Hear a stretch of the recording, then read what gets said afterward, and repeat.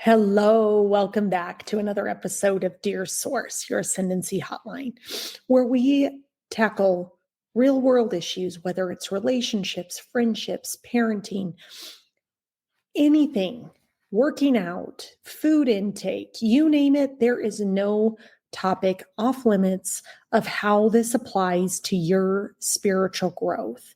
Like, why we came in as a human being to have a spiritual experience, and we're a spiritual being having a human experience. So, how do we take every lesson that we are being gifted on this planet to grow ourselves, to grow our souls, and to reach the highest frequency version of ourselves?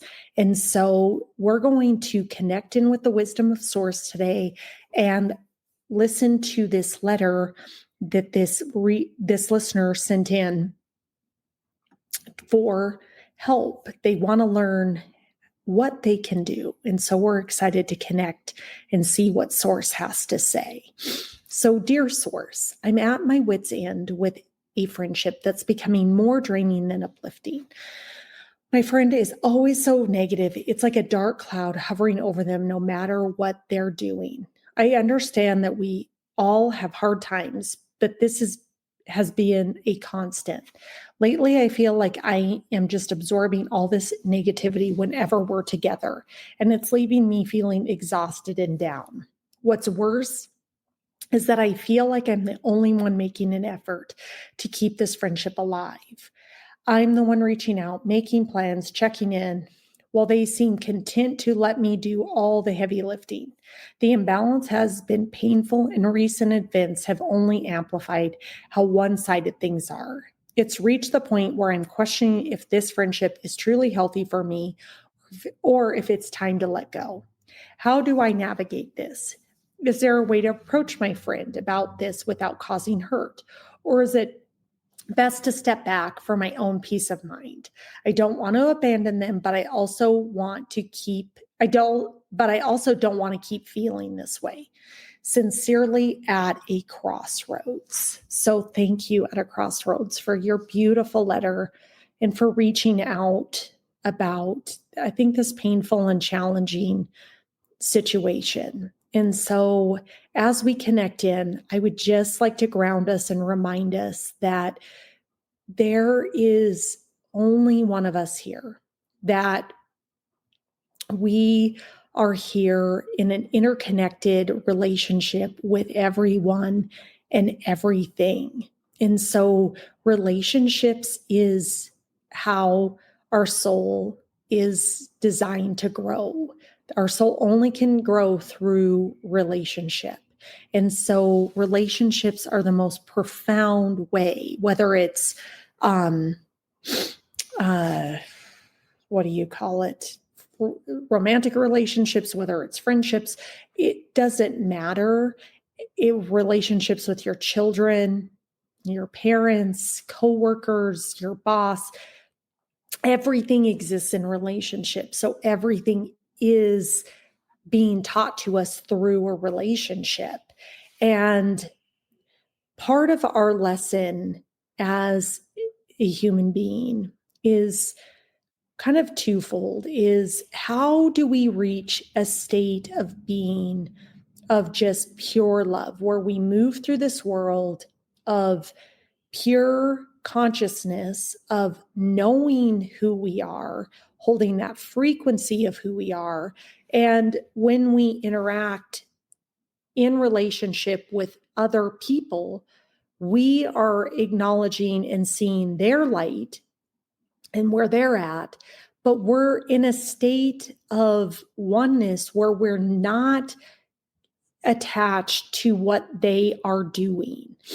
When we are triggered and wounded by other human beings, that's our ego that's being triggered. That's the human self that's being triggered. That's the separate individual that's like attached to an outcome or wants something to happen, or maybe doesn't feel that they are whole and complete themselves. So they're feeling lack. So somebody else acting in a certain way may trigger that. And so the lesson that at a crossroads I truly believe you have is, how do you look introspectively at yourself and look at yourself in a manner that is divine, is holy, and is also going, am I holding and being the truest, most authentic essence of myself? Am I in vibrational alignment with the highest expression of who I am? Because anytime we also have those situations, that's just a feedback mechanism of where we're out of alignment, where we are not in co-creation or oneness with the universe. And so when we get that back, it's an opportunity for us to look inward and say, am I being the love that I want to receive?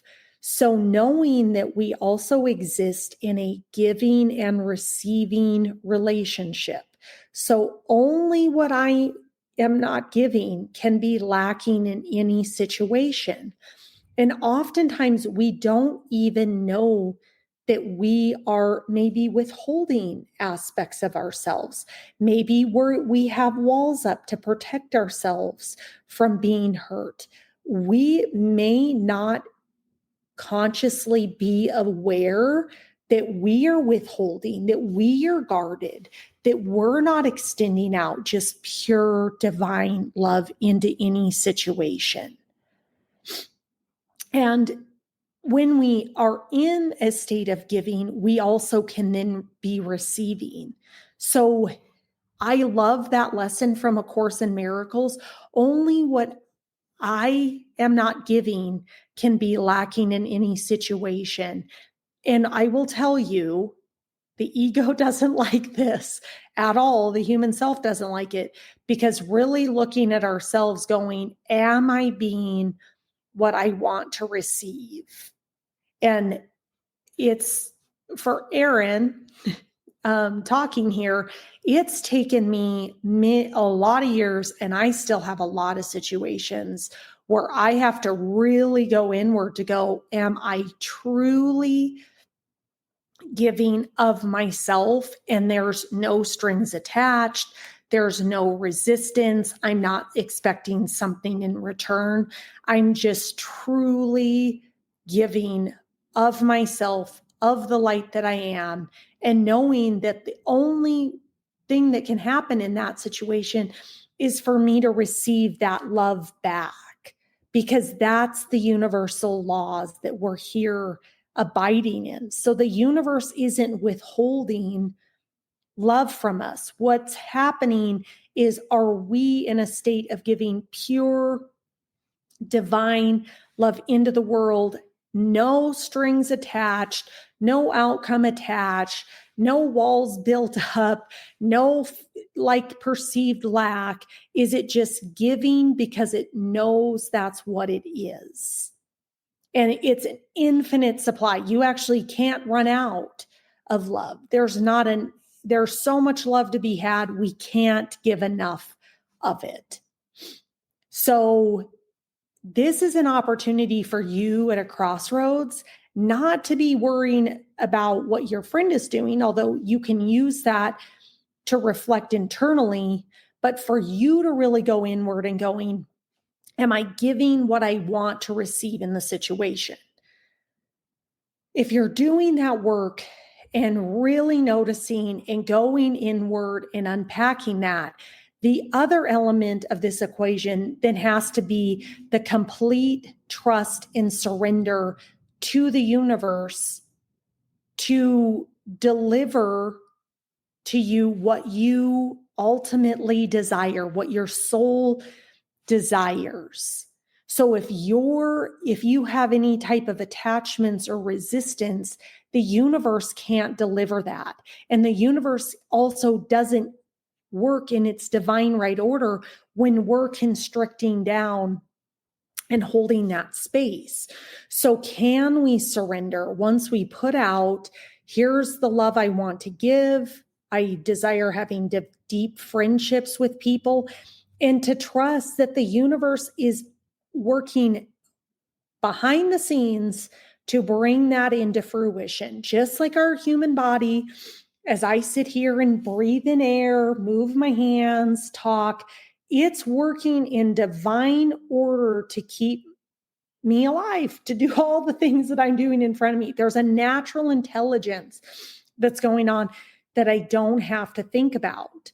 So are we willing to surrender into that natural intelligence of who and what and where and all of those things that are of the ego will be divinely taken care of when we just focus on the frequency and the expression of our soul that we want to be. So who that friend is, what that friend is, how long they come, how long they go, there becomes an ease to the friendship because there's nothing but love. So there's love, there's ease when you're together. Oh, do you want to do this? Oh, I want to do that. There shouldn't be any fight. Anytime you have any type of constriction, that's a point which you should look inward to go, where am I getting constricted? Where am I blocking the flow of love that I want to give to the world so that I can receive that love back in the world?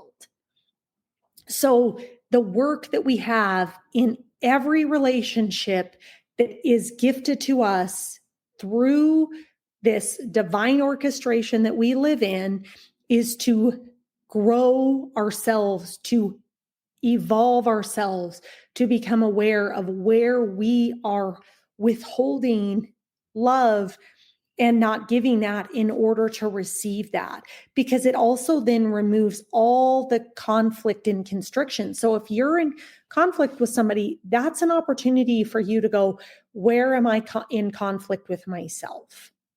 Where am I not being honest and truthful with myself? Why am I receiving this back? Because it's all just gifted back to you. Because again, there's only one of us here. So you are an emanation of the universe. So God is experiencing the universe through your one lens. So can you embody the law of love our neighbor as we love ourselves, do no harm? Can you embody that? That's what we came in here to do, is to become and remember that we are our soul. Yes, we are having a human experience, but we are here to balance out our humanity and our divinity. And it starts with remembering our divinity and looking at every situation where we can see, am I fully expressing my divinity in that moment? And if not, why not? And stepping through that. It means no judgment of ourselves. It means just, okay, I learned that. Oh, I'm aware of that. We like to beat ourselves up yet again. That's our very human element that wants to keep us out of our divinity. There's nothing ever wrong. We're always where we're at in any divine moment. We have to let go. We have to allow the universe to work in our favor because it is friendly and benevolent and abundant. So if we can remember that, we can step into every relationship giving fully of ourselves. What we receive back, we should be receiving back what we are truly giving, just a gift, no strings attached. But when we notice that our ego gets involved, it's like, I want my friend to act this way or whatever. That's an opportunity for us to look inward and then allow the universe to do its work. The universe is doing its work on every other individual. So they may or may not be enlightened. It's not your job to necessarily make them more enlightened. Unless you want to have a conversation of like, gosh, this is what I'm really learning through this situation. Here's places I can really step forward and be a better friend. But trust that the universe has everybody perfectly held, and everybody that's meant to be in your life is there at any given moment in divine perfection to teach you what you need to learn. And if they over time fade out, that's okay too. That doesn't mean that you don't love them. That doesn't mean you're not interconnected. It just doesn't mean you have to force that connection, because again, our ego wants to force or make things happen or dictate an outcome or be in control. And our soul wants to expand and allow for the goodness of the universe to come in, to surrender, to trust, and for us to focus on the frequency of who we are and the state of beingness of who we are supposed to be. So this is just a beautiful, beautiful gift the universe has gifted you to grow yourself, to really look inward and go, am I really being and giving what I want to receive? Where have I constricted? Where can I expand? Where can I unlayer and step into a higher frequency of myself and then stand in that truth?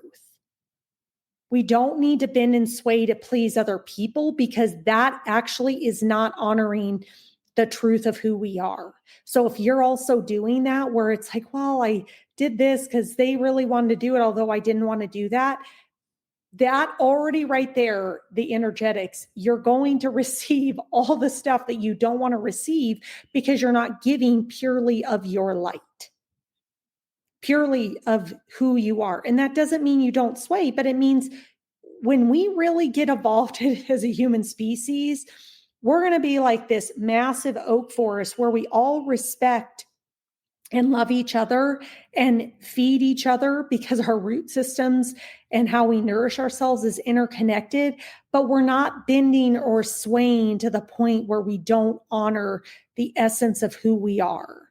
Because people pleasing, doing stuff that is not in energetic alignment with us, is not honoring ourselves. It's not honoring God, and we're not operating from our highest frequency. So this is also a time to come into a higher essence of yourself, to go, am I standing truly in my truth? Because when we are in our truth, when we are the energy of that oak tree, we are divine love. Love is strong. Love is powerful. And it'll bend and sway, but it's not going to be run over. So take this opportunity, really introspect, really look within yourself and go, where am I constricting? Where am I not offering the fullest expression of myself? How can I offer that? Offer that and allow the universe to do the work for you. Don't worry about how the person responds. Don't worry how long you're friends with them or not friends with them or this or that. That's all the ego. Focus on, are you giving what you want to receive? Are you standing in the light of your truth? And know that in the end, the universe is friendly, benevolent, loving, kind, abundant, is working to deliver you what you are giving to the world, and to make manifest all the desires that your soul, your Father's desires, have for you.